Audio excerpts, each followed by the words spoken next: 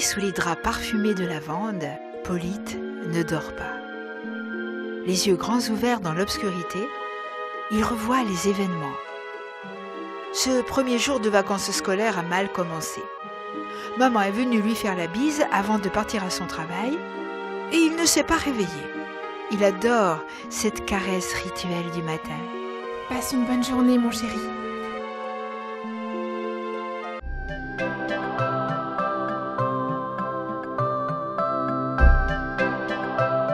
Aujourd'hui, papa l'accompagne en voiture chez son grand-père, au fin fond du département.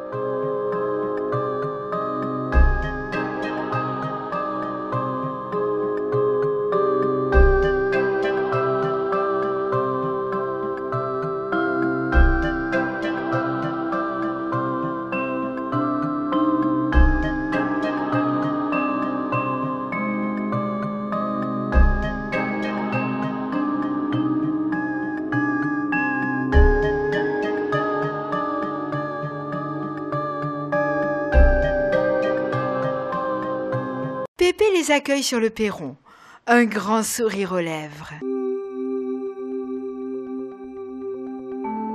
Comme tu as grandi, ma crevette!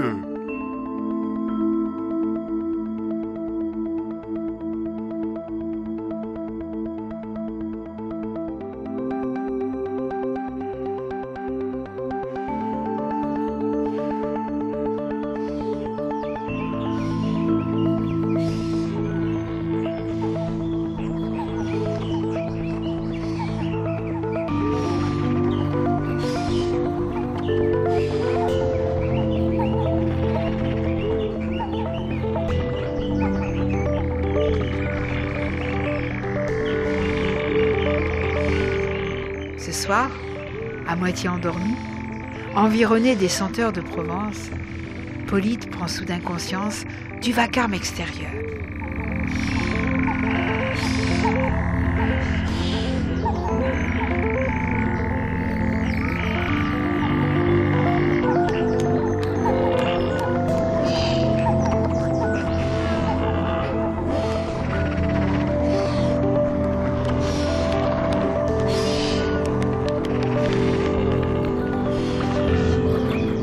J'avais vu la lune, mais t'as vu que cette couleur n'est pas normale. Bizarre. Qu'est-ce qui m'arrive? Je comprends le langage des oiseaux maintenant? Polyte lève la tête. La lune est pleine, bien ronde, mais d'une jolie couleur dorée. Ça alors? Et il ne l'a jamais vue ainsi.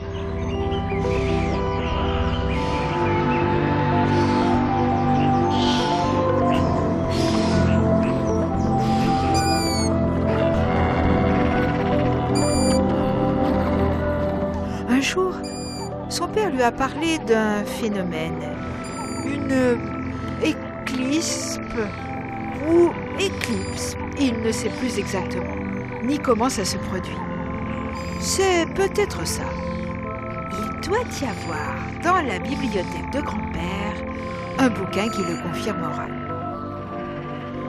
Le satellite est en feu!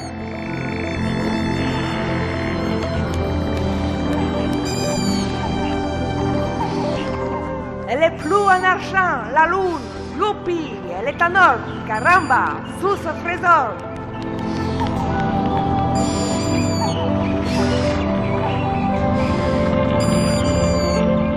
Polyte abandonne les oiseaux à leur crainte et se dirige vers la console où se trouve la clé de la bibliothèque.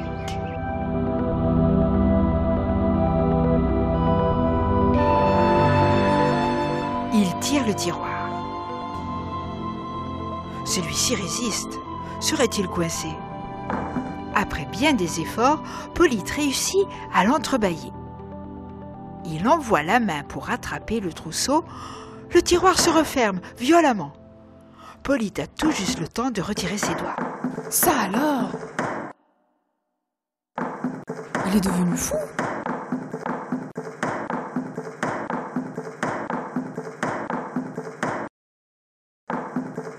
Il est si calme d'ordinaire. Ce meuble doit être possédé par le diable. C'est sûrement l'effet de cette lune dorée. Ah ah! tu veux m'empêcher d'apprendre. Mais je vais pas me laisser faire, démon. Je vais te la fermer, ta gueule de monstre. Tu vas voir. Résistant à la panique qui s'empare de lui, Polyte réfléchit au moyen de garder le tiroir ouvert, sans risque. Pépé a abandonné le journal du matin sur une marche d'escalier.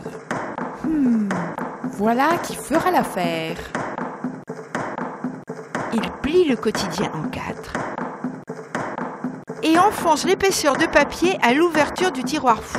Coincé, celui-ci ne se referme plus. Le meuble vibre de tout son corps de bois.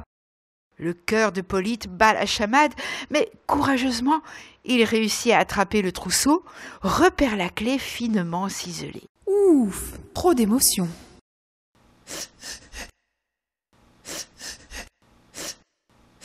Pourquoi tu pleures?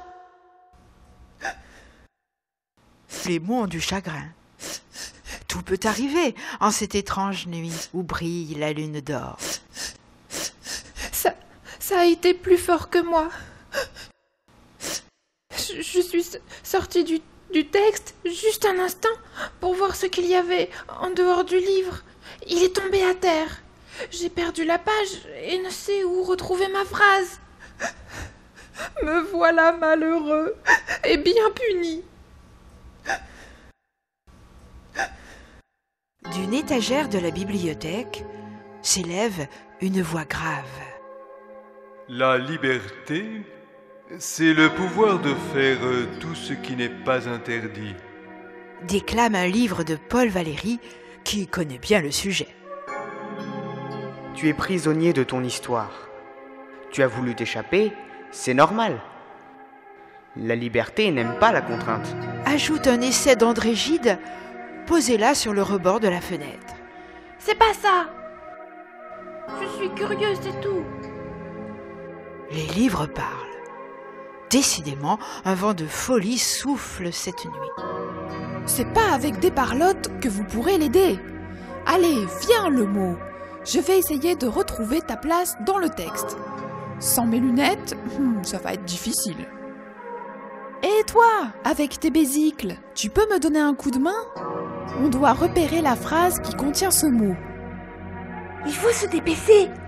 J'ai vu le chat qui rôde dans les parages. S'il me voit, il va faire de moi qu'une bouchée. Et puis, j'ai pas que ça à faire, moi. Compris. Toi, tu tournes les feuilles lentement et on regarde tous les deux. D'accord? C'est promis. Tu surveilles s'il n'y a pas eu le chat. Pourquoi tu regardes d'aussi près? Les lunettes, c'est pour faire joli? Même avec mes lorgnons, c'est à peine si je vois le chat. Je suis miro comme une chaufferette. Tu es sûr que t'es pas sorti d'un recueil mentionnant la devise de la République française? Liberté, égalité, fraternité? Non, je me suis évadée de la case de l'oncle Tom. Bon, cherchons. C'est pas là. Là non plus. Voilà! Il me semble avoir trouvé. Mais qu'est-ce que tu fais? Reviens en arrière, souris! Tu l'as dépassé. T'es pas dégourdi, hein, tu sais. Oh, hein? S'il te plaît. Je sais lire que depuis ce soir. Alors, patience. Oublie pas que je t'aide grâce à mes lunettes. Allez, sois gentille. Lis ce qui est écrit là, s'il te plaît. Aspire a besoin de... Qu'est-ce que ça veut dire? Il n'y a pas la suite. Oui, super, voilà ma place. Besoin de liberté. C'est moi ça, liberté. Oh, merci à vous deux, vous sauvez ce livre du désastre. Si un lecteur s'était aperçu qu'il manquait ce terme essentiel, l'ouvrage aurait terminé au feu. En somme, on ne te sauve que pour mieux te remettre en prison. Le comble, c'est que tu es ravi. Il est vrai que la liberté est nécessaire, peut-être. Moi, Je pense que c'est une chose indispensable, vitale. C'est logique. Comme 2 et 2 font 4. Heureusement que tu n'es pas tombé dans la corbeille à papier. Tu aurais fini aux oubliettes. La liberté en prison. Tu te rends compte? Depuis que le monde est monde, on l'a bien souvent enfermé. Eh bien, la connaissance, ça donne mal au crâne. Quel arrive. La tête comme une citrouille, le garçon décide de sortir de la bibliothèque. Le mot est ravi d'avoir retrouvé sa place dans le texte. Et la case de l'oncle Tom a regagné l'étagère. C'était un plaisir. À la prochaine. Oh, mais c'est pas possible! Le sort s'acharne à me compliquer la vie aujourd'hui. Impossible de sauter par la fenêtre sans se casser quelque chose. Il ne te reste plus qu'à faire appel aux fées si tu veux sortir. Dit un manuel de magie, caché dans un coin sur une tablette. Quelle fée! Ouvre-moi la page 34. Tu apprendras comment les faire apparaître. À cette page, il est écrit « Pour qu'une fée puisse venir à ton aide, tu dois écrire son nom sur un morceau de papier. Tu devras le plier en 3, exactement en 3. Tu le poseras sur une table et, sans le toucher, prononceras 3 fois le nom de la fée dont tu as besoin. Tu sais comment s'appelle la fée qui peut m'aider, toi? Puisque tu veux t'en aller, il ne peut s'agir que de la fée Clé des Champs, bien sûr. Oh, mais c'est évident. Trouvons un papier, écrivons. On risque rien d'essayer. Le pliage en 3 lui cause du souci. Au bout de quelques minutes de concentration et de réflexion, il y parvient. Il prononce 3 fois le nom de la fée. Un trio de femmes apparaît. Je suis la fée Clé des Champs. Voici mes sœurs, Euterpe et Gouine. Que peut-on faire pour toi, mon enfant? Pouvez-vous me faire sortir d'ici? La porte a claqué, je suis enfermée. Pourquoi ne pas enfoncer la porte? Idiotie! Le bois est massif, nous n'y arriverons jamais. Il peut sauter par la fenêtre. Tu veux qu'il se rompe le cou? Trouvons autre chose.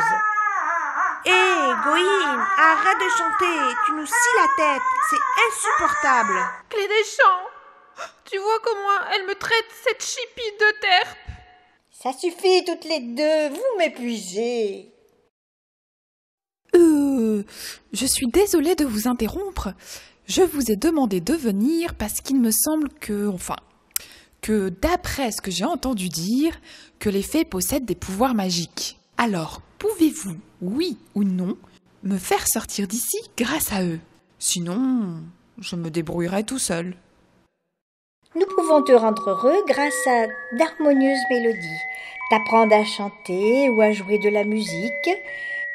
Mais tu attends de nous certains pouvoirs que nous n'avons pas, hélas.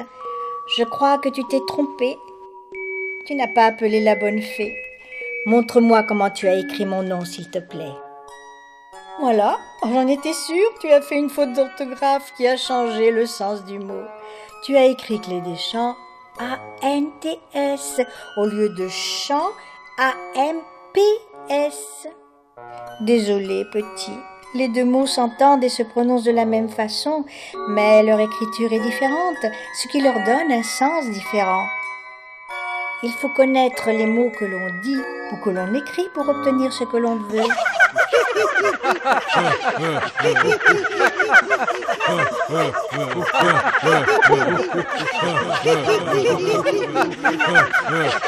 Vos gueules, les livres! C'est vrai, j'ai fait une faute qui me met dans l'embarras. Ça me servira de leçon. Je vous jure que je vais trouver un moyen de sortir d'ici. Vous possédez peut-être la connaissance, mais je vais vous montrer que je suis assez intelligent et dégourdi pour me débrouiller tout seul. En tout cas, sans pouvoir magique. Eh bien, on a essayé de t'aider, c'est comme ça que tu nous remercies? c'est comme ça que tu nous remercies? Soyez pas fâchés. À cause de ma faute d'orthographe, je vous ai dérangé pour rien. Excusez-moi. Alors bon courage. Et au plaisir de ne pas te revoir, ingrat. J'ai intérêt à trouver un moyen pour sortir. Faut pas que je sois ridicule devant ces bouquins. Il fouille dans le tiroir du bureau. Une règle plate, 3 stylos, des trombones, un gros attache-lettres en métal. Voilà ce qu'il me faut. Dans les films policiers, il a eu l'occasion d'observer des cambrioleurs en pleine action. Il déplie le gros trombone, l'insère dans la serrure. Ouf, le voilà dans le couloir. Cette nuit de folie serait donc finie? Je te cherche depuis plus d'1 heure. Où tu étais? Si tu veux voir une éclipse, dépêche-toi, viens sur la terrasse. Dommage que tu ne l'aies pas vue lorsqu'elle était totale. C'était magnifique. Je l'ai vu, Pépé. Je suis allée dans la bibliothèque chercher un bouquin qui explique ce phénomène. Fallait venir me voir, ma crevette. Alors, tu l'as vu? Sais-tu au moins ce que c'est et comment ça se produit? Ouais, c'est une éclipse. Tu viens de le dire. D'abord, on ne dit pas éclipse, mais éclipse.